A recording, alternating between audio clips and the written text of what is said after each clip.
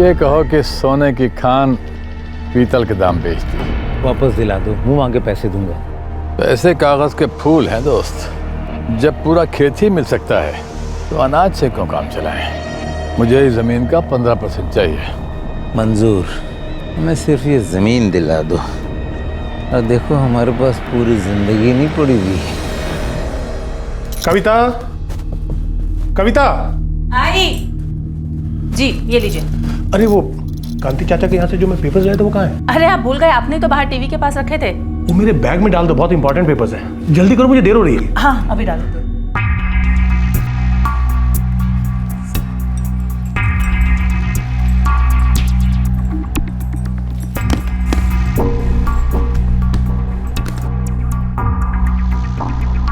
दादू दादू दादू, आपने अभी तक अपना प्रॉमिस पूरा नहीं किया। बेटा, आई एम वेरी सॉरी, गलती हो गई मुझसे। लेकिन आज हम अपना प्रॉमिस पक्का पूरा करेंगे और अपनी जिया बिटिया के लिए वीडियो गेम लेकर आऊंगा। अब मैं जाऊं? नहीं दादू। जिया बेटा, दादू को लेट हो रहा है ना, उन्हें जाने दो। अरे अशोक बेटा, तुम फैक्ट्री नहीं गए? नहीं पापा, आज लंच के बाद जाऊंगा। ठीक है बेटा, ठीक है। अच्छा अम्मा, मैं चलता हूँ।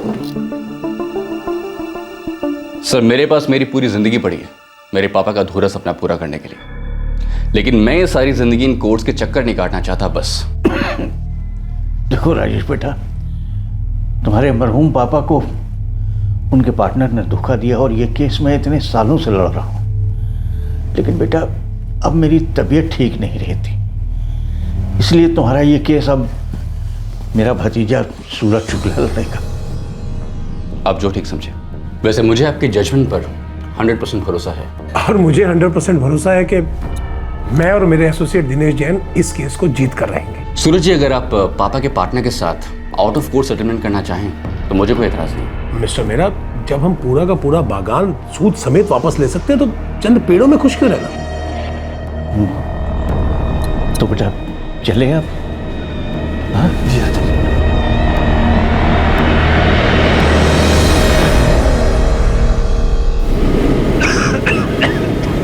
अब मैं तुम्हें क्या बताऊं सूरज, तुम खुद एक काबिल वकील हो।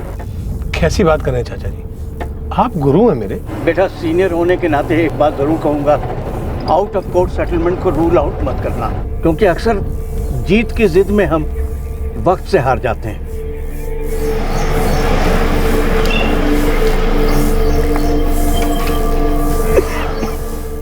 चाचा जी आप घर चले जाइए, दिनेश तुम गाड़ी चला लेना। कोर्ट की हियरिंग के लिए मैं अकेला ही जा रहा हूँ। अरे नहीं बेटा, मैं चलता हूँ ना साथ में। चाचा जी अब आप जिद कर रहे हैं ना, ये केस मुझे ही संभालना है ना। ठीक है दिनेश इधर आओ। दिनेश तुम 3 बजे तक ऑफिस पहुंच जाना और खाना वाना खाकर वो अहमद के केस के पेपर्स तैयार कर लेना, कल सुनवाई है उसकी। Okay sir.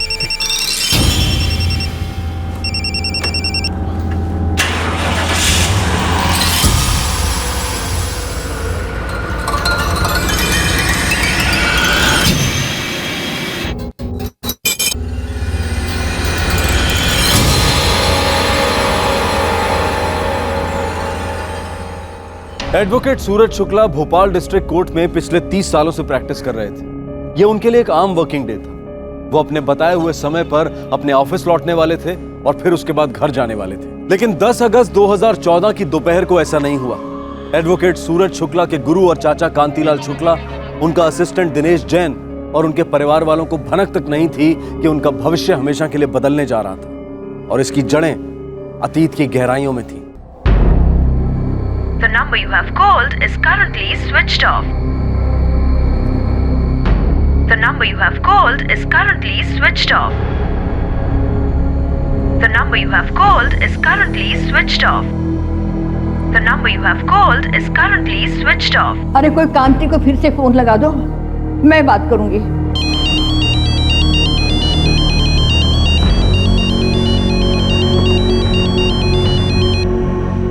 हेलो। हेलो कांति, मैं बोल रही हूँ, तुम्हारी शकुंतला भाभी। हाँ भाभी। सूरज की कोई खबर आई क्या?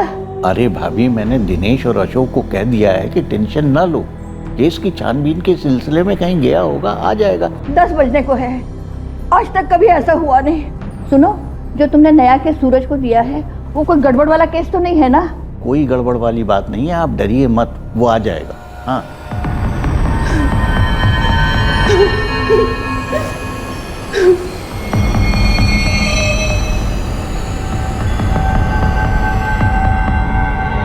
लीजिए सर। सारे दोस्तों और रिश्तेदारों से बात हुई? हाँ, सभी से हुई है।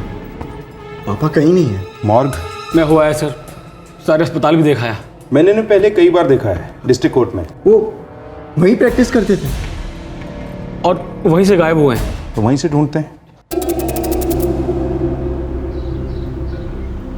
सर, एडवोकेट सूरज शुक्ला का असिस्टेंट दिनेश जैन, वो कह रहा था कि उसने शुक्ला को तकरीबन 1 बजे यहीं गेट नंबर 1 के सामने ड्रॉप किया था। सिन्हा, इस ड्रॉप को इस कैमरे ने जरूर पिकअप किया होगा। कल दोपहर 1 बजे बाद का फुटेज निकलवाओ, इसका और जितने भी कैमरे हैं यहाँ पर। जी सर। भोसले से कहो कि सीसीटीवी फुटेज रेडी रखे और सूरज शुक्ला के कॉल रिकॉर्ड्स निकलवाओ। ऑर्डर जा चुके हैं सर। तब तक हम फैमिली से बात करते हैं।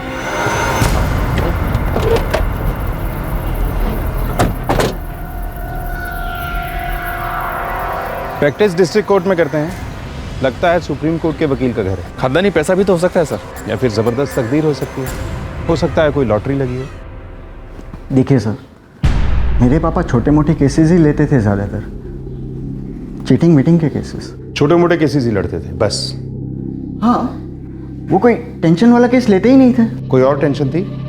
कोई घरेलू मामला? नहीं बेटा, मेरा बेटा बहुत ठंडे दिमाग का सुलझा हुआ इंसान है।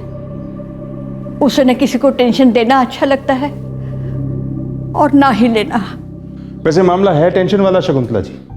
एडवोकेट साहब कहीं फंस गए होते तो एक कॉल जरूर करते। कविता जी, उनको कोई पर्सनल टेंशन था?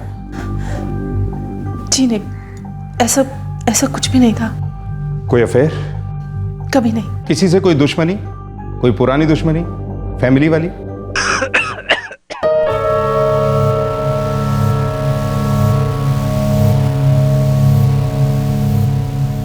नहीं इंस्पेक्टर, मैंने जो केस सूरज को दिया था उसमें कोई खतरा नहीं।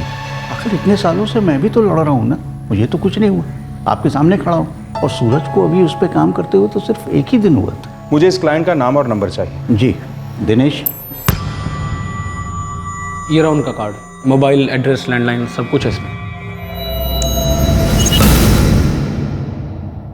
पुलिस ने उस नए केस की पूरी तरह से छानबीन की, लेकिन ना तो उसमें से कुछ अटपटा मिला और ना ही पुलिस को एडवोकेट सूरज शुक्ला की फैमिली से कोई लीड मिली। लेकिन इन्वेस्टिगेटिंग ऑफिसर को यह जरूर अटपटा लग रहा था कि डिस्ट्रिक्ट कोर्ट में छोटे मोटे चीटिंग के केस लड़ने वाला वकील इतना अमीर कैसे है, और अगर अमीर है तो किडनैपिंग का एंगल भी हो सकता है। और सीसीटीवी फुटेज ने इस एंगल को और मजबूत कर दिया। सर, जैसा दिनेश ने बताया, 1 बजे डिस्ट्रिक्ट कोर्ट के गेट नंबर 1 पर कांतिलाल शुक्ला की गाड़ी रुकी। सूरज शुक्ला गाड़ी में सोते रहे। कोर्ट में जाते वक्त उन्हें किसी का फोन आया सर। उनके कॉल रिकॉर्ड्स आने के बाद पता चलेगा कि ये कॉल किसका था। पूरे 1 घंटा वो कोर्ट के अंदर थे। उसके बाद कोर्ट से बाहर निकले और ये देखिए सर, कोर्ट के बाद सूरज शुक्ला घर जाने के बजाय कोर्ट के सामने केसर बार में गए और 10 मिनट बाद बाहर आए, फोन पर बात करते थे। फिर ये 2 लोग सूरज से मिलने आए और तीनों बार के अंदर चले गए। लगभग 7 बजे, पूरे 5 घंटे बाद ये तीनों बार से बाहर निकले सर। टैक्सी को ट्रेस करो और ड्राइवर को लेकर आओ। इन दोनों के क्लोजअप्स ले लो और सारे पुलिस स्टेशन में भिजवा दो। ये दोनों सूरज शुक्ला के पहचान के लोग थे। सर, क्या इन दोनों ने सूरज शुक्ला का किडनैप किया या वो अपनी मर्जी से इनके साथ गए होंगे? अगर ये किडनैपिंग का केस होता तो फिरौती के लिए कॉल आया होता। अब ये अलग बात है कि घर पे फोन आया हो और हमें इन्फॉर्म ना किया गया हो। सूरज शुक्ला अगर अपनी मर्जी से इनके साथ गए तो फोन को स्विच ऑफ क्यों करते और अपनी फैमिली में किसी से बात क्यों नहीं करते? 5 घंटे बाहर में थे तीनों सर। हो सकता है अक्सर बैठते हो।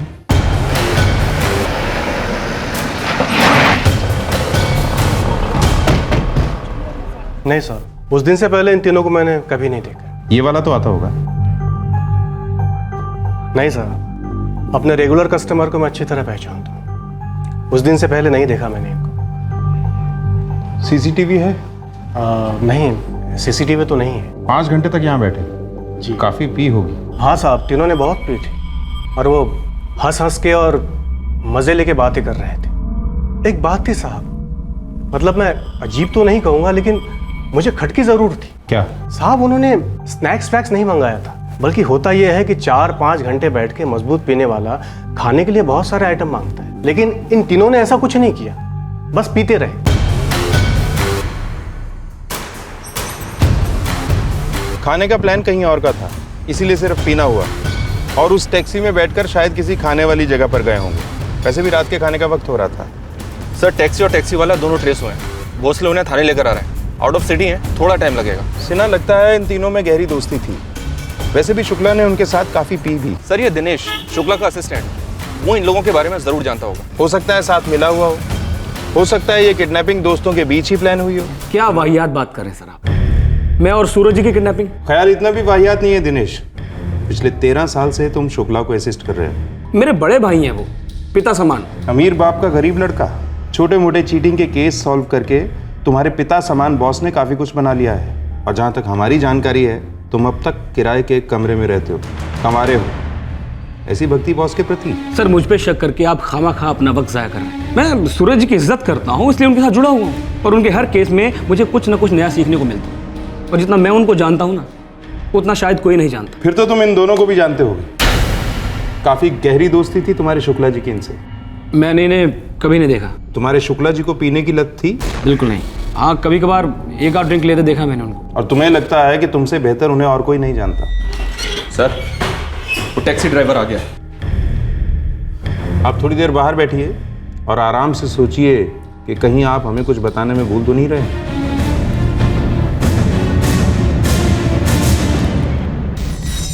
नाम? मुनीर अब्दुल शेख साहब। टैक्सी कब से चला रहे हो? कई साल हो गए साहब। हमें अब्बू की टैक्सी है, आजकल हम ही चलाते हैं। और लाइसेंस वाइसेंस कागज पत्री सब ठीक है साहब, ओरिजिनल। पर तुम्हारे कुछ पैसेंजर ठीक नहीं है साहब। इन दो ही जिन्होंने कल हमारी टैक्सी बुक की थी और कह रहे थे कि कोर्ट के पास केसर बार है, उधर चलना है। और शाम को लौटाइए 6:30 के आसपास, आगे जाना है वेलकम ढाबा। टैक्सी वेटिंग पे थी 5 घंटे? नहीं साहब, मैं वापस गया धंधे पे और शाम को 7:15 बजे लौटा होते। और ये दोनों साहब इन साहब को लेके वापस लौटे और मैं इनको वेलकम ढाबा छोड़ कर आया। कहाँ ये वेलकम ढाबा? इस सिटी के बाहर है, हमारे घर भी होते नज़दीक है, इसलिए हम वापस लौटा है। कुछ बात हो रही थी इन तीनों के बीच में? आते वक्त इन दो जनों में कोई बात नहीं हुई थी और जाते वक्त ये तीनों पिए हुए थे, हमने ध्यान नहीं दिया साहब। शुक्ला साहब, घर पे कौन कौन है? घर पे मेरी बीवी है, मेरी माँ है, बेटा है, बहू है, एक पोती है और मैं हूँ। बेटा क्या करता है आपका? बेटे को मैंने सेट कर दिया है, उसकी एक छोटी सी फैक्ट्री लगवा दी है। मतलब इतनी छोटी भी नहीं है, ठीक ठाक कमा लेता है वो। जिंदगी में बस एक अच्छा काम कर दो, बाकी पूरी जिंदगी आराम।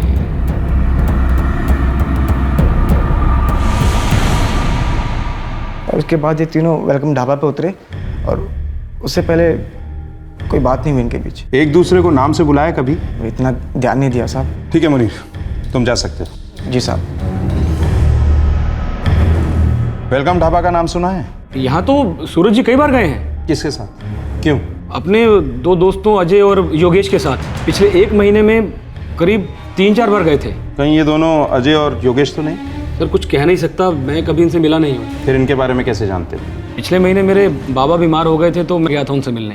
जब लौट के आया तो सूरज जी ने बताया इनके बारे में मुझे। अरे सर क्या बात, आज आप अपना टिफिन नहीं लाए? नहीं, मैं दोस्तों के साथ आज बाहर खाना खाने जा रहा हूँ। अच्छा। वेलकम ढाबा, कमाल का खाना है वहाँ पे। दिनेश, कभी तुमको भी वहाँ लेकर जाऊंगा मैं। कौन दोस्त है सर ये आपके? पुराने होंगे, स्कूल टाइम के? अरे नहीं, अभी नए दोस्त बने हैं, अजय और योगेश। बड़े कमाल के बंदे हैं। ये लो, मैसेज भी आ गया। मैं चलता हूँ। ठीक है सर। अच्छा, आज शाम की कोई इंपॉर्टेंट मीटिंग तो नहीं है ना? नहीं सर, कोई मीटिंग नहीं है। ठीक है, मैं वहां से सीधा घर चला जाऊँ। जी सर।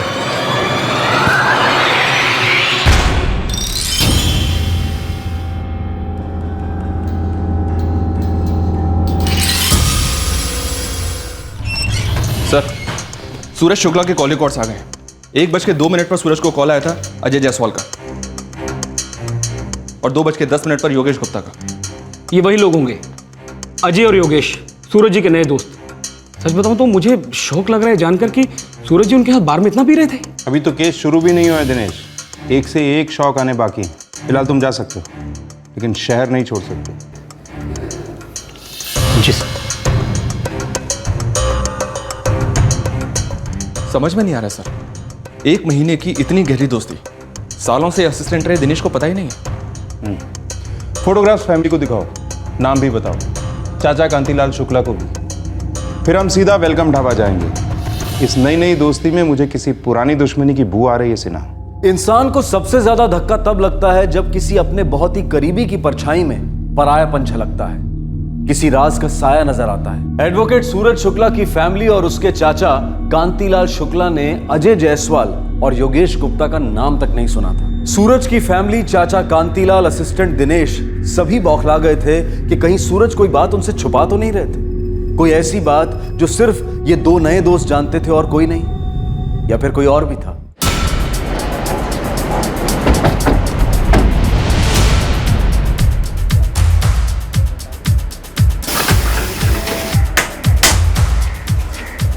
अरे साहब, ये तो वो वकील है, नाम नहीं मालूम। ये 2 दिन पहले यहाँ आए थे, इनके साथ और 2 आदमी भी थे। हाँ, आए थे ना साहब, अपने वो योगेश और अजय के साथ। इनमें से अजय कौन है और योगेश कौन है? साहब, ये अजय जायसवाल है और ये योगेश गुप्ता। क्या पता सर, कोई घपला किया क्या? जानते हो इन्हें? नाम से ही जानता हूँ। वैसे लोग टेम्पो लाइन में है। वो अपना विपिन है ना, वो साल भर पहले लेकर आया था। ये विपिन कहाँ मिलेगा? सर जी, यही विपिन है। मैं जरा अपना काम देख लूँ। तो विपिन, ये कौन है? मैं नहीं जानता साहब। इन दोनों को भी नहीं जानते? साहब, ये तो अजय और योगेश हैं, टेम्पो लाइन में काम करते हैं साहब। क्या काम करते हैं? ड्राइवर हैं साहब। कहाँ रहते हैं? मुफलागढ़ बस्ती में साहब।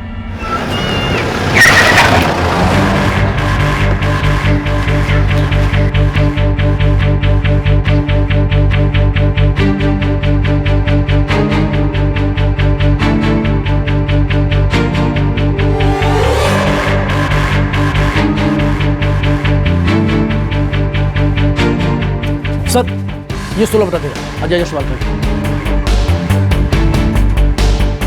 ये जायसवाल परिवार कहाँ है? साहब, 2 दिन पहले ही वो सब लोग अपना बैग वैग लेके कहीं चले गए और किसी को कुछ बताया भी नहीं।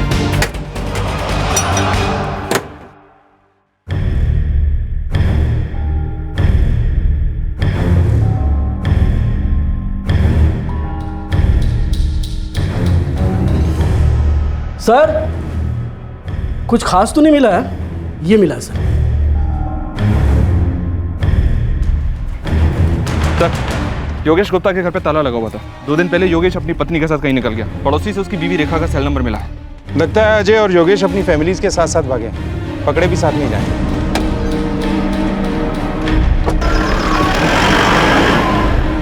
अमित जायसवाल, योगेश गुप्ता और योगेश की पत्नी रेखा, तीनों के कॉल रिकॉर्ड से करवाओ और तीनों के इंस्ट्रूमेंट को ट्रैकिंग पे डलवा दो Sinha. Yes sir.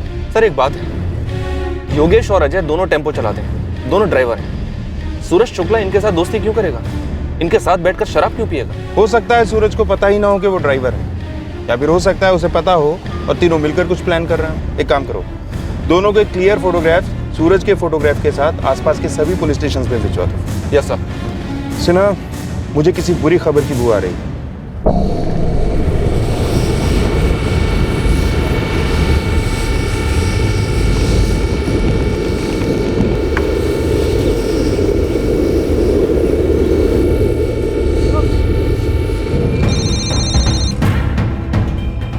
मुकुरबाग police station.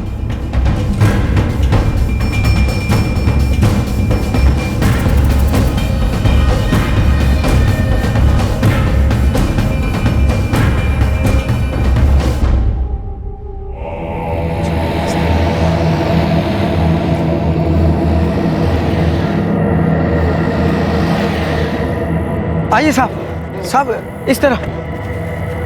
इधर इधर है साहब, इधर ही पड़ा हुआ है। चंदेल, बॉडी को पोस्टमार्टम के लिए भेज दो और पूरा इलाका स्कैन करो।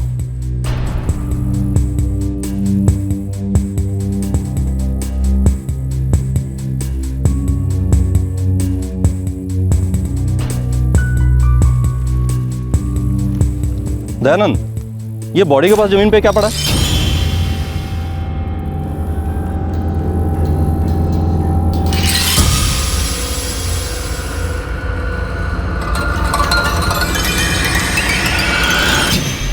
गला घोट कर मारा गया। उसके बाद पत्थर या किसी हैवी चीज से चेहरा खराब किया गया। फिर जलाया गया ताकि इस आदमी की शिनाख्त ना हो सके। इनकी उम्र क्या होगी?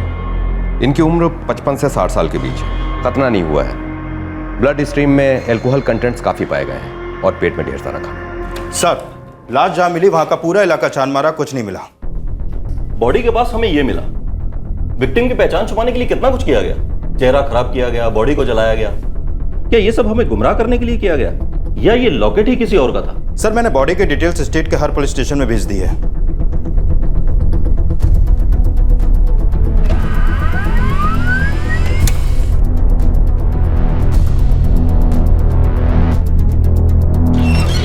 सर, मुकरबाग पुलिस स्टेशन को एक जली हुई लाश मिली है।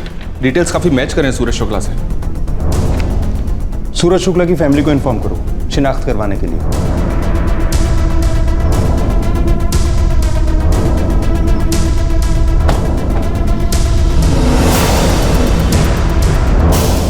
ललित द्विवेदी, लक्ष्मण चौबे, पीएसआई वरुण चंदेल, पीएसआई से ना।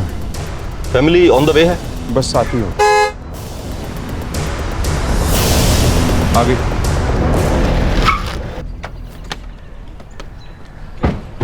आइए सर, प्लीज।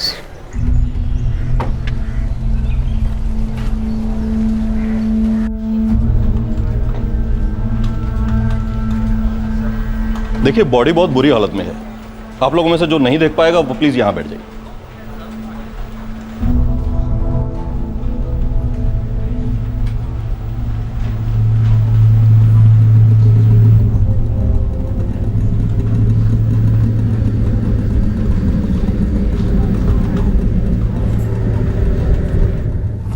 कोई भी आइडेंटिफिकेशन नहीं थी? ये मिला।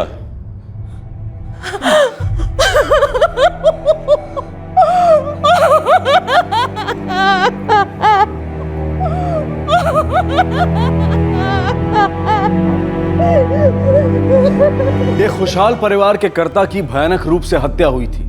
पहले शक किडनैपिंग का था, लेकिन इस हत्या से यह बात साबित हो गई थी कि इस केस में कोई गहरा षड्यंत्र शामिल है और फरार सस्पेक्ट्स अजय जायसवाल और योगेश गुप्ता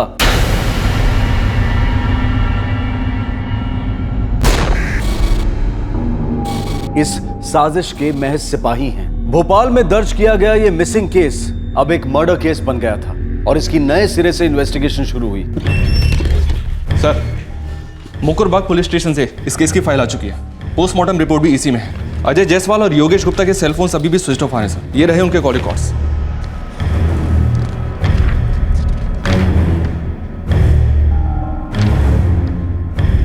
इन दोनों के फोन्स की आखिरी लोकेशन भी मुकरबाग है, जहां इन्होंने सूरज शुक्ला की लाश को ठिकाने लगाया था। और उसके पहले ये दोनों बराबर सूरज शुक्ला के टच में थे सर। इन तीनों के बीच लगभग हर रोज फोन पे बात हुआ करती थी। सुना, ये एक नंबर है जिसके साथ अजय और योगेश दोनों की काफी बात होती थी। मर्डर वाले दिन भी अजय ने कम से कम 16 कॉल्स किए हैं इस नंबर पर और योगेश ने 13। और स्विच ऑफ होने से पहले भी दोनों फोन्स की आखिरी कॉल इसी नंबर को है। हो सकता है सर ये इस मर्डर का मास्टरमाइंड हो। इस नंबर की डिटेल्स निकलवाओ, पूरी हिस्ट्री खोद डालो इस बंदे की।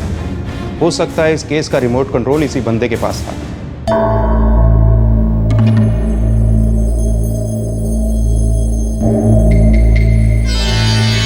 मगर गांव और शहर दोनों में बच्चियां, महिलाएं और लड़कियां, हिंदुस्तान की आधी आबादी असुरक्षित है। रेपिस्ट खुलेआम घूम रहे हैं जो ना उम्र देखते हैं ना सामाजिक वर्ग।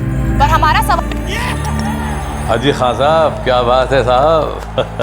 हाजी हुजूर, हम तो छोटे मोटे बुकी हैं, चादर देख के पैर फैलाते हैं। हम हाजी हुजूर, हमारी क्या मजाल जो हम आपको एडवाइस करें।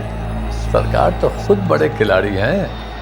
मैं तो कहता हूँ हिम्मत कीजिए और इस बार ब्लाइंड खेल लीजिए। जी। अरे आप कहाँ हैं? घर कब आ रहे हैं? 5 दिन हो गए हैं। अरे आऊंगा जब समय ठीक होगा। हाँ, और सुन, अगर कोई मुझे पूछने आए, खासतौर से कोई पुलिस वाला, तो कहना तू भी मेरे लिए बहुत परेशान है और हमेशा की तरह थोड़ा रोना धोना कर लेना और बीमारी का बहाना कर देना। हाँ, तू तो करती रहती है ना ऐसा। इतने सालों से ये सब कर रहे हैं, अब इतनी उम्र हो गई है, अब बस भी करो। अरे कैसे बस करूं? बस करूंगा तो बूढ़ा हो जाऊंगा, और तू तो जानती है पैसे से बढ़िया कोई पेट्रोल नहीं है जो जीवन की गाड़ी को खींच सके। सर, शिनारपुर के दुर्गा नगर में रहने वाले इस आदमी का नाम गोपीनाथ मौर्य है, जिससे अजय और योगेश की रेगुलर बात होती थी। बुकी है, एस्टेट एजेंट है, एक ऑफिस भोपाल में है और एक शिनारपुर में। एक बार जेल भी होकर आया है फ्रॉड और चीटिंग के केस में।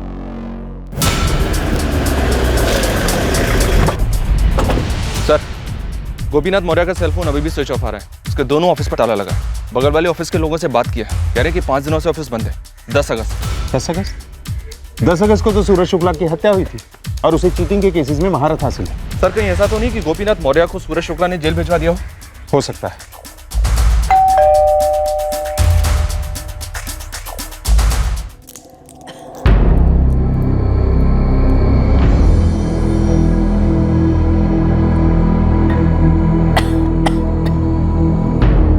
ये अपने भोपाल वाले ऑफिस में हफ्ते में एक बार जाते हैं। 5 दिन हो गए, इनका कोई पता नहीं।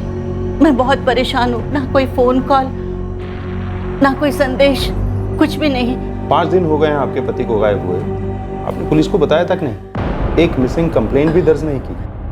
वो इनको तो आदत है, बोले बगैर यहाँ वहाँ चले जाते हैं। मुझे भी आदत पड़ गई है। आदत है तो आप परेशान क्यों हैं? मुझे कुछ नहीं पता, मेरी तबीयत बहुत खराब है। आपकी तबीयत का एक इलाज है मैडम, झूठ बोलना बंद कर दीजिए।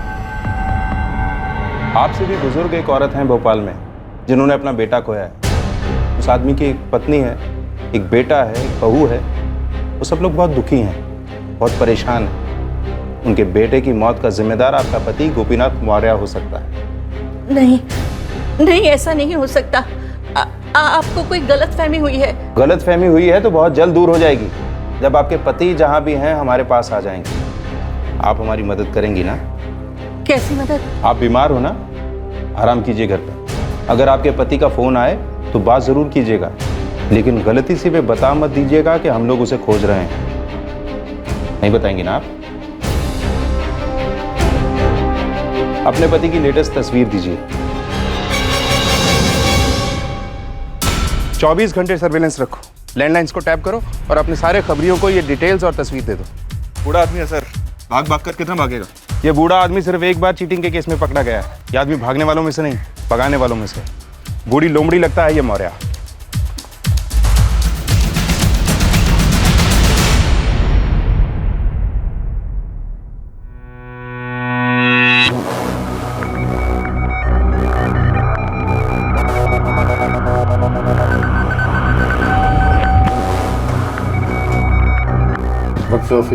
हाँ सेम। किस कमरे में हो? आपके बाजू में। ओह, मैं तो 203 में हूँ। 204। ओह,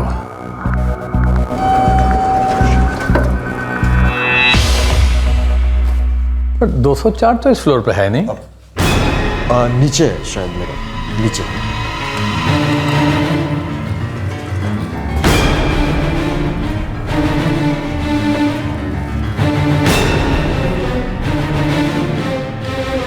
हाँ sir, hotel gold spark 203। Sir थोड़ा जल्दी आइए, उसे शक हो गया सर।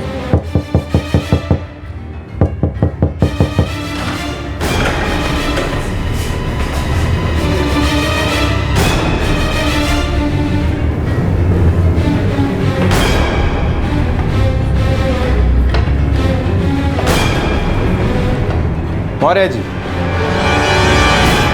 आपने इनको कहीं देखा है?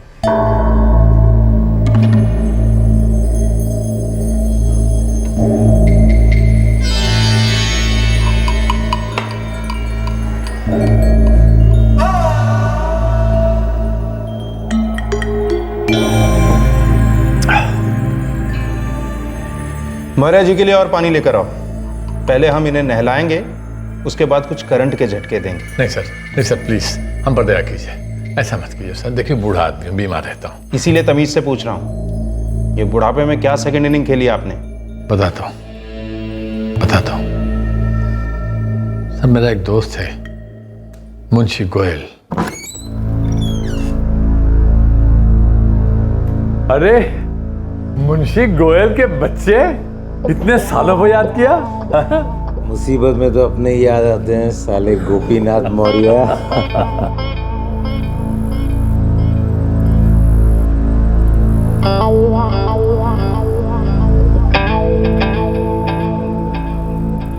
1985 तक ये सारी जमीन मेरी थी। फिर क्या हुआ? फिर क्या, बेच दी। किसको, कितने में? भोपाल का एक वकील है सूरज शुक्ला, 5 लाख में बेची। ये क्यों नहीं कहते कि मुफ्त में दे दी? क्या करता, मजबूरी थी। अभी कुछ दिन पहले मैं कोर्ट गया था अपने किसी दूसरे मामले से।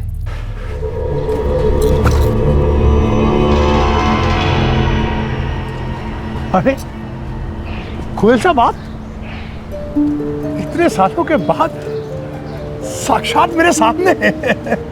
शुक्ला जी। गोयल साहब, एक दिन भी ऐसा नहीं जाता जब मैं आपको याद नहीं करता। ऐसा भी क्या प्यार आ गया भाई? कैसी बातें कर रहे हैं गोयल साहब। अरे मेरे घर में लक्ष्मी चौकड़ी मार के बैठी है सिर्फ आपकी बदौलत, आपकी वजह से। वो जमीन है? जमीन नहीं गोयल साहब, पैसे का खजाना कहिए। आपसे मैंने वो जमीन कितने में खरीदी थी? 5 लाख। हाँ। और 10 साल पहले मैंने उसका एक टुकड़ा 1 करोड़ रुपए का बेचा है। 1 करोड़? पर कैसे? वहाँ एक बहुत बड़ा प्रोजेक्ट आ रहा है, तो वहाँ के बिल्डर्स सारी जमीन हीरो के भाव में खरीद रहे हैं। कल ही की बात है, कल का मुझे ऑफर पता है कितने का मिला है? 17 करोड़ का। 17 करोड़, सोचो आप। 17 करोड़? ये सब कोर्ट कचहरी तो मैं अब शौकिया कर रहा हूँ।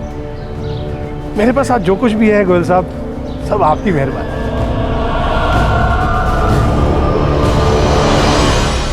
उसकी ये बातें मुझे हजम नहीं हुई। मैं कई रात तक सो नहीं पाया। फिर मैंने अपने वकील से बात की। गोयल साहब, कानून के दायरे में एक तरीका है। क्या? अच्छा, पैसे कितने लगेंगे? ये जमीन जो है वो आपकी पुश्तैनी थी, ठीक है? बिल्कुल, मेरे पिताजी ने मेरे नाम की थी। ये बात आपके भाइयों को मंजूर नहीं थी? नहीं नहीं, बिल्कुल मंजूर थी। सारे कागजात हैं मेरे पास। अब नए कागजात बनेंगे जिसमें यह लिखा होगा कि आपके भाइयों को मंजूर नहीं था, उनसे जबरदस्ती मंजूर करवाया गया था आपके पिताजी ने। इसीलिए आपने वो जमीन मूंगफलियों के दाम बेच दी। गोयल साहब, तो ये डील ही जायज नहीं हुई ना। उन दोनों का भी हक है उस जमीन पर। क्या बात, लेकिन मेरे भाइयों के साथ तो मेरी जमती नहीं है। वो क्या तैयार होंगे इस बात पे? आपके जमीन की कीमत 17 करोड़ रुपए है गोयल साहब। 1-1 करोड़ रुपए आपके भाइयों को दे दे।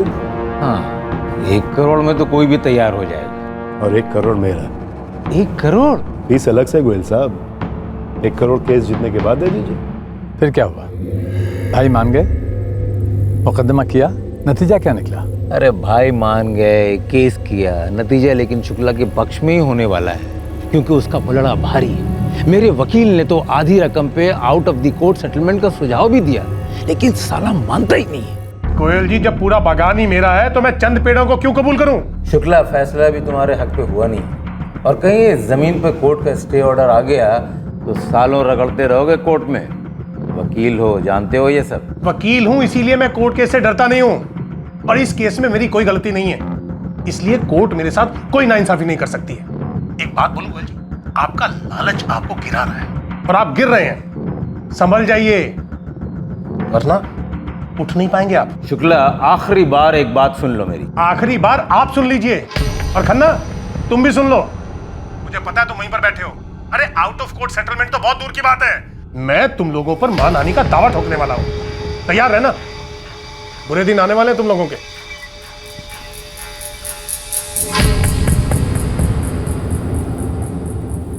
उफ, तुमने तो सोने की खान पीतल के दाम बेच दी। मेरे वकील ने तो हाथ खड़े कर दिए। जमीन तो मिलने से रही, ऊपर से मानहानि का केस लड़ना पड़ेगा मुझे इस उम्र में। गोयल, मुझसे क्या चाहते हो? साफ साफ कहो, इसलिए कि इस उम्र में जलेबी खाना और जलेबी की तरह गोल गोल बातें करना दोनों मना है। मेरी जमीन मुझे वापस दिला दो, मुंह मांगे पैसे दूंगा। पैसे कागज के फूल हैं दोस्त। जब पूरा खेत ही मिल सकता है तो अनाज से क्यों काम चलाएं? मुझे इस जमीन का 15% चाहिए। मंजूर, हमें सिर्फ ये ज़मीन दिला दो और देखो हमारे पास पूरी ज़िंदगी नहीं पड़ी हुई। इसलिए तुमने अजय जायसवाल और योगेश गुप्ता को सूरज शुक्ला की सुपारी दे दी? नहीं सर, मैंने सूरज शुक्ला को बहुत समझाने की कोशिश की पहले। मैं स्टेट एजेंट हूँ, लोगों को पटाना मेरा पेशा है सर। अरे नहीं नहीं दिनेश, कोई जल्दी नहीं है, तुम आराम से आ जाओ। अरे हाँ हाँ, मैं सब संभाल लूंगा यहाँ पर। और हाँ, पिताजी को मेरा प्रणाम कहना, ठीक है? कम इन।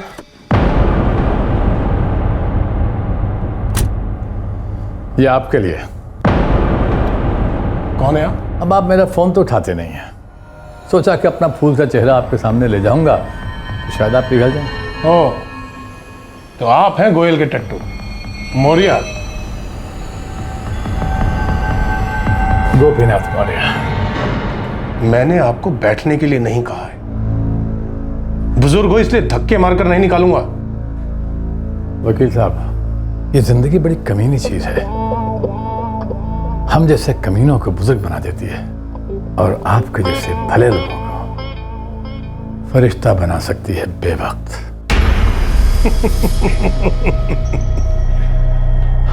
जिस मुंह में नकली दांत हो उस मुंह से धमकी नहीं देनी चाहिए, चुटकुला लगती है। चलिए, मैं आपको दरवाजे तक छोड़ देता हूं, वरना वहां तक पहुंचने से पहले आप लड़खड़ा कर गिर सकते हैं। वकील साहब, मैं सांप हूं, अगर गिर पड़ा तो रेंग के निकल जाऊंगा। मेरा कोई सपोला भी नहीं है, पर आपका तो एक बहुत प्यारा सा परिवार है। ऐसे भरे पूरे परिवार के साथ तो कभी भी कुछ भी हो सकता है। निकल यहां से, निकल। और सुनो, उस गोयल से कह देना कि मानहानि के साथ साथ अब धमकी का मुकदमा भी चलेगा। और हां, अगली सुनवाई से पहले तुम भी मरवर मत जाना, क्योंकि जिंदगी वाकई कमी नहीं हो सकती।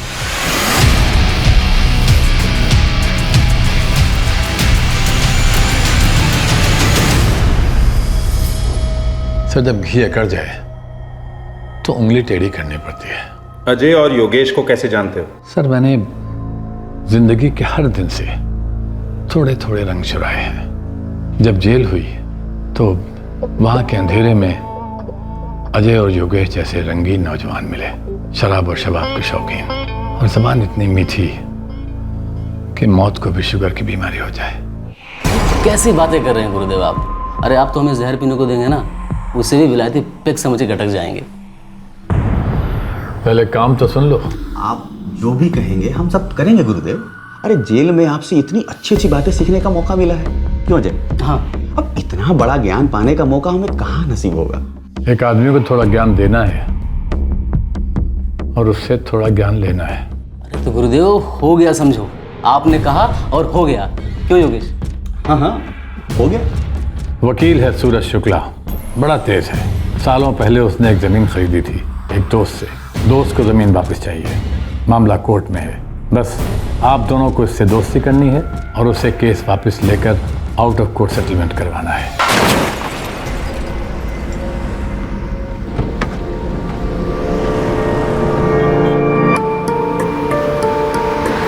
साले बाहर निकल, अरे बाहर निकल, तू दिखाई नहीं देता? क्या किया ये? बाहर निकल। अरे भाई साहब, एक मिनट। अरे क्या भाई साहब? भाई साहब, मेरी गाड़ी कैसी की तैसी कर दी तूने? अरे भाई साहब, गलती से ठुक गई। आप शांत हो जाइए। शांत रहने से मेरे नुकसान की भरपाई हो जाएगी क्या? देखिए, गलती हमसे हुई है तो सारा खर्चा हम भर देंगे। हाँ तो ठीक है, गाड़ी साइड में लगा। बस आप शांत होइए। गाड़ी साइड में लगा। सर, वो कार मैंने ही न दी थी इस काम के लिए, और उन्होंने बड़ी खूबी से सूरज शुक्ला जैसे चालाक आदमी को पटा लिया।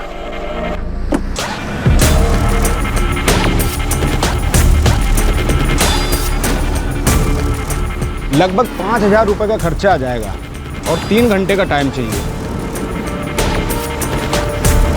ठीक है, तुम एक काम करो, ये पैसे पकड़ो, ठीक है? कम पड़े तो और लेना, लेकिन साहब की गाड़ी एकदम टकाटक करना जैसे पहले थी। आप चिंता ना कीजिए। ए राजू, जल्दी आ।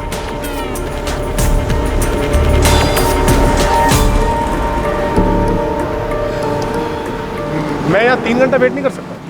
सर आप एक बगल में बहुत अच्छा ढाबा है, वेलकम ढाबा। सर क्यों नहीं आप हमारे साथ लंच कर रहे हैं? धीरे धीरे वक्त भी गुजर जाएगा और सर लंच का टाइम भी तो हो चुका है। हाँ सर, एक बार आप चलिए तो सही, कसम से बहुत बढ़िया खाना मिलता है। अरे स्वाद ऐसा सर कि भूल नहीं पाएंगे आप। नॉनवेज? अरे वेज नॉन वेज जो आप चाहेंगे सब मिलेगा सर। तो वो चटपटा, मसालेदार, तेल तैरता हुआ। अरे सर अगर आप चाहें तो आपके लिए हम कम तेल कम मसालेदार सब बनवा देंगे सर। नहीं नहीं, मुझे तो चटपटा और मसालेदार खाना पसंद है। लो अरे सर फिर तो ये समझ लीजिए कि किस्मत ने हमें टकराया है। आइए चलते हैं सर। अरे सर बता दो ना, इतना अच्छा खाना मिलता है सर वहाँ पर।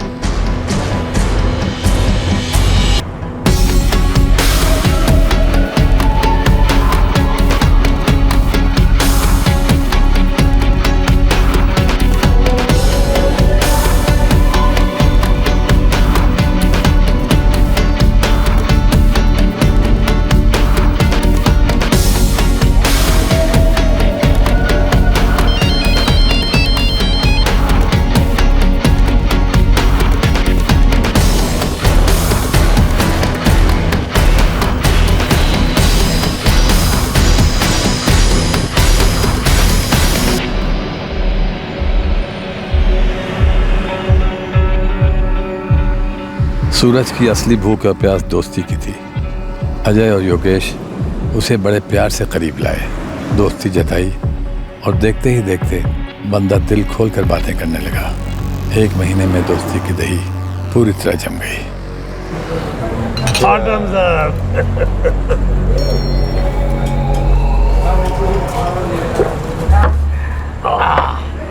बस अजय, अब खाना मंगा लेते हैं यार, मुझे सुबह कोर्ट में भी जाना, मेरी सुनवाई है। शुक्ला जी ऐसा क्या खास केस है? हाँ यार, मेरा खुद का केस है। खुद का? आपने क्या गलती कर दी? आप तो गलत कर ही नहीं सकते। वही तो, दरअसल 1985 में जब मैं आप लोगों की उम्र का था, मैंने एक ज़मीन खरीदी थी सिर्फ 5 लाख रुपये। आज उसकी कीमत हो गई है 17 करोड़ रुपया। उत्तरी की? हाँ वही तो, उत्तरी की कीमत हो गई है उस ज़मीन की। और जिस गोयल से मैंने वो ज़मीन खरीदी थी वो अब अपनी ज़मीन वापस चाहता है। इसके लिए मुझ पर केस कर रहा है वो। अरे लेकिन शुक्ला जी ये कोई बात हुई? अरे जमीन बेच दी तो मतलब बेच देना। हाँ। वही तो, लेकिन मुझे डराने के लिए, धमकाने के लिए उसने एक एजेंट को भेजा, कोई मोरिया चोरिया। शुक्ला जी आप आउट ऑफ कोर्ट कोई सेटलमेंट क्यों नहीं कर लेते? हाँ? सबका फायदा इसी में होगा। आउट ऑफ कोर्ट समझौता मेरी लाश पर भी नहीं होगा। मैं उन दोनों को कोर्ट में रुला के रहूंगा। उन्हें पता नहीं है उन्होंने किसके गिरेबान पे हाथ डाला है। सर उसके बाद भी मेरे दोनों आदमियों ने उसे समझाने की कोशिश की, पर वो तो अहंकार के नशे में चूर था। अहंकार सर, ये अहंकार अच्छी चीज नहीं होती है। अजय और योगेश इस वक्त कहाँ हैं? सर मुझे नहीं मालूम। खेल रचने वाला मास्टरमाइंड पकड़ा गया था, अब उसकी 2 कठपुतलियों तक पहुंचना बाकी था।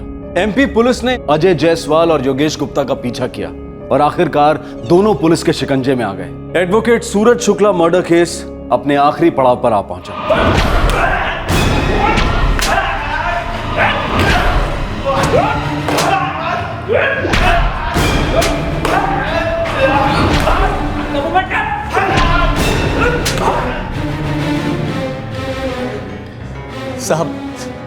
साहब मौर्य जी ने हमें फंसाया है, हम सच कह रहे हैं।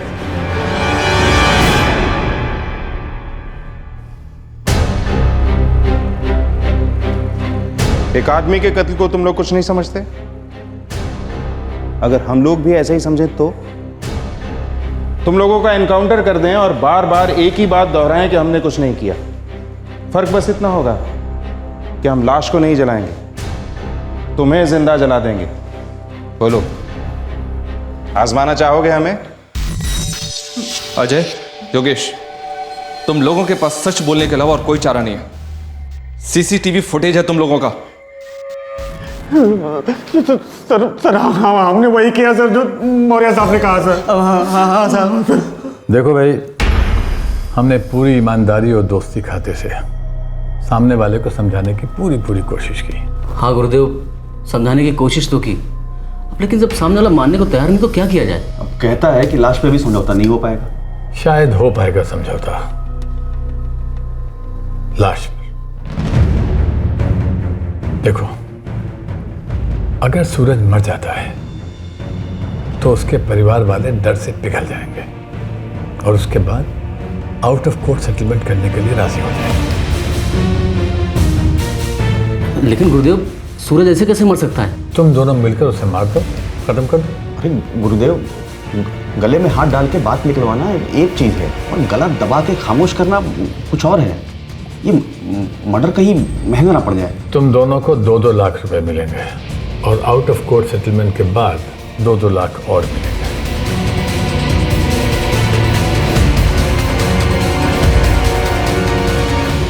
कब मारना है? साहब, मारने का वक्त, दिन और प्लान तय हो चुका था। सर, मौर्या जी ने बोला था कि उनकी दी हुई गाड़ी ज़्यादा दिखनी नहीं चाहिए, इसलिए ढाबे से हम लोगों ने टैक्सी ली। डिस्ट्रिक्ट कोर्ट चलोगे? हाँ साहब, शाम को यही वापस आना है। 7 बजे के आसपास निकलेंगे वहाँ से। इसके बीच में मैं दूसरा भाड़ा उठा सकता हूँ ना साहब? अरे तू उठा ले बिठा ले, हमें क्या है, बस शाम को 7 बजे हमें वापस पहुंचा देना यहाँ, ठीक है? ठीक है साहब, चलो।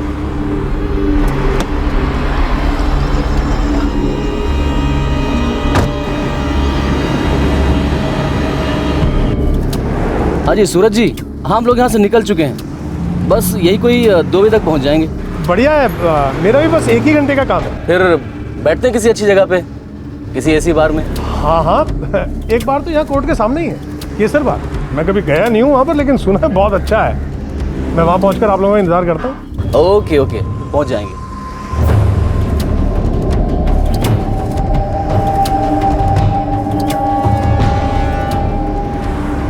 अरे कहाँ पहुँचे आप लोग? अरे सर, बस 2 कदम की दूरी पे हैं, आ गए बस।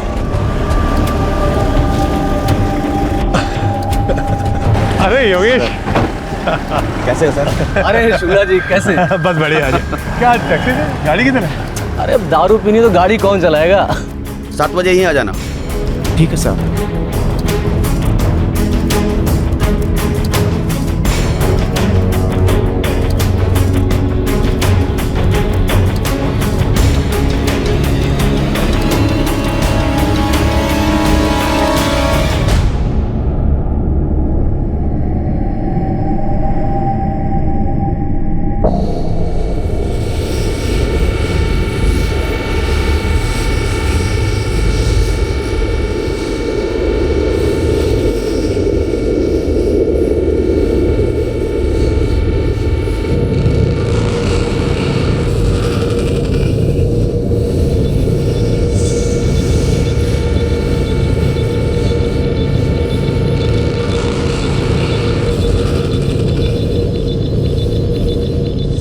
साहब, हमारा इरादा सूरज को ज़्यादा से ज़्यादा पिला के उसका फ़ोन अपने कब्ज़े में करने का था और हम उसमें कामयाब भी हुए। और साहब, 7 बजे टैक्सी भी आ गई।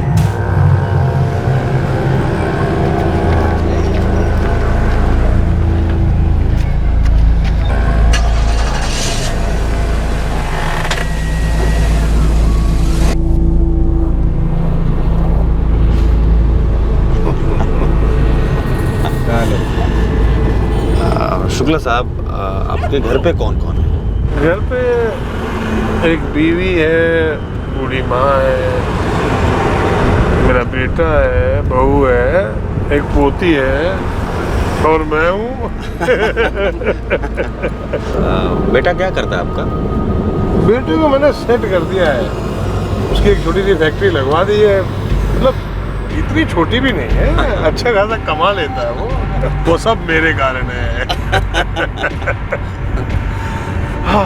जिंदगी में बस एक अच्छा काम करो और फिर पूरी जिंदगी आराम करो। मैंने एक जमीन खरीद ली थी बस। हाँ, अब आप लोग भी मेरे दोस्त हो, आप लोग भी कोई ऐसा ही काम कर डालो, सबको एक अच्छा मौका मिलता है।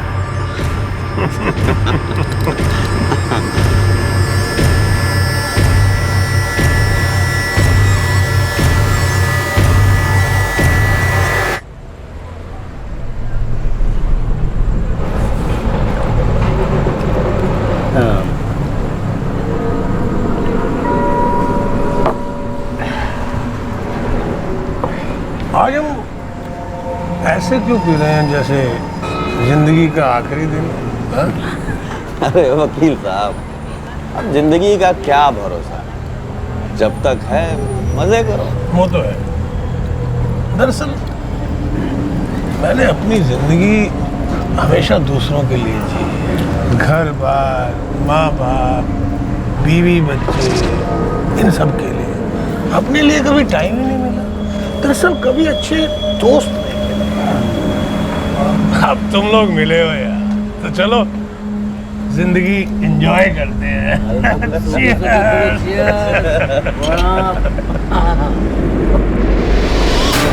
रात काफ़ी हो चुकी थी। सूरज का मोबाइल स्विच ऑफ था अजय की जेब में, और अब वक्त आ चुका था कि सूरज शुक्ला को भी स्विच ऑफ कर दिया जाए हमेशा के लिए।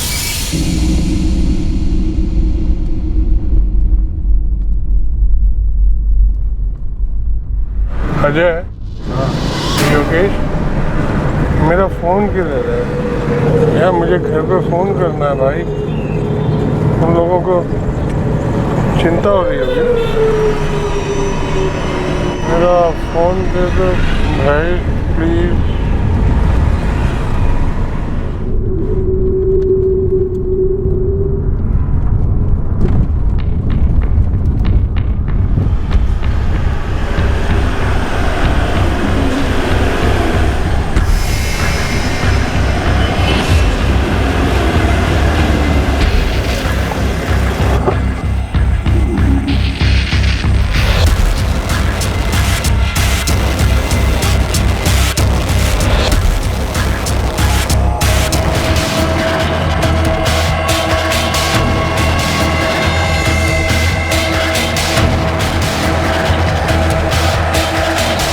पेट्रोल तुम लोगों ने पहले से खरीद रखा था?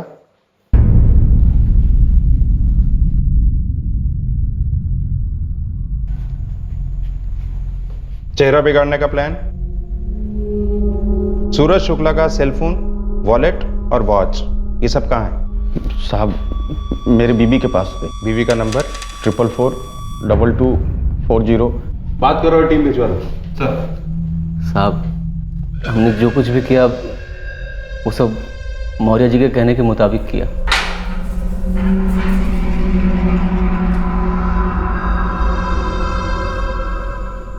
इस कांड में जमीन के मालिक गोयल, इसका क्या हाथ था? सर उसे तो आम खाना था, पेड़ गिरने से कोई मतलब नहीं था उसका। लेकिन उसे यह नहीं मालूम था कि हम लोग सूरज को खत्म कर देंगे। उसके वकील को भी यही बात नहीं मालूम थी। ये रास्ता बस हम तीनों के बीच था, इस पे कोई चौथा नहीं था। तुम्हें लगा कि एक अच्छे खासे एस्टेब्लिश वकील का कत्ल कर दोगे, उसकी फैमिली को धमकाओगे, वो आउट ऑफ कोर्ट मान जाएंगे, तुम्हें तुम्हारे 15% मिल जाएंगे। बस 15% के लिए तुमने ये सब किया? सर मैं दुनिया का पहला आदमी नहीं हूं जो ऐसा कर रहा है, और ना आखिरी आदमी हूं सर। ये तो बस कुछ 19-20 हो गया जो पकड़े गए। मौर्य जी, आपके ये बाल धूप में सफेद हुए होते ना तो आपकी सोच भी थोड़ी बहुत सफेद हो गई होती, पर आप जिंदगी भर लालच की काल कोठरी में जिए और वहीं बूढ़े हुए हैं। उम्र के साथ साथ आपकी सोच भी काली पड़ती गई। आप बच्चे नहीं, ऐशो आराम से जी रहे हैं। क्या करते इतने पैसे का? सर ये पैसों का नशा उम्र के साथ घटता नहीं है सर, उम्र के साथ बढ़ता है। बड़ा पैसा कमाने की ताकत उन सारे घावों पर मरहम रख देती है जो जवानी बुढ़ापे को ढह जाती है। मौर्य जी, जिंदगी की इस लंबी इनिंग में आप बस एक बात नहीं सीख सके। क्या सर? यही कि क्राइम नेवर पेज। जुर्म से किसी का कोई फायदा नहीं होता।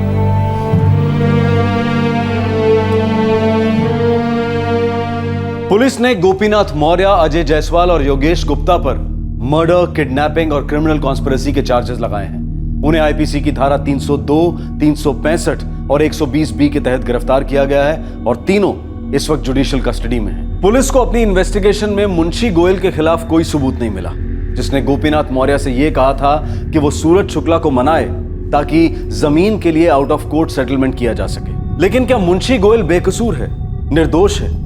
गोयल ने 1985 में एडवोकेट सूरज शुक्ला को अपनी जमीन अपनी मर्जी से पूरे लीगल पेपर वर्क के साथ 5 लाख रुपए में बेची और आज उस जमीन के दाम कई गुना बढ़ गए। इस बात को अपनी बुरी तकदीर समझकर भुलाने की बजाय गोयल के मन में एक ऐसे भयंकर लालच ने जन्म लिया जिसको जलन ने भरपूर आग दी और इसी आग ने जन्म दिया इस भयंकर जुर्म को। इसी लालच की जोत से जली गोपीनाथ मौर्य, अजय जायसवाल और योगेश गुप्ता की लालच की जोत। क्विक मनी के कारवां में सभी शामिल हो गए, लेकिन जो अपना नहीं उसका सपना भी देखना व्यर्थ है। इसीलिए इस कारवां की मंजिल खाई थी जहां यह जा गिरा और हमेशा की तरह जुर्म की हार हुई। दूसरी तरफ एडवोकेट सूरज शुक्ला का इन नए दोस्तों के साथ शराब और कबाब का रिश्ता एक वार्निंग थी कि कुछ गलत होने को है। एडवोकेट सूरज शुक्ला ने इस कोर्ट केस या इन नए दोस्तों का जिक्र किसी से भी नहीं किया था। अगर किया होता तो उसके गुरु और चाचा कांतीलाल द्वारा शायद कोई और सलाह मिलती, शायद एडवोकेट शुक्ला की जान बच जाती। आपसे फिर मुलाकात होगी क्राइम पेट्रोल सतर्क में एक और नए केस के साथ। तब तक अपना ख्याल रखें, सुरक्षित रहें और याद रखें, जो हालात हमसे मुश्किल फैसले करवाते हैं वही हालात हमें नेक इंसान भी बनाते हैं। सही वक्त, सही कदम, सतर्क रहें। जय हिंद। इस तरह के और भी एपिसोड देखने के लिए हमारे चैनल को सब्सक्राइब करें और बेल आइकन दबाना ना भूलें।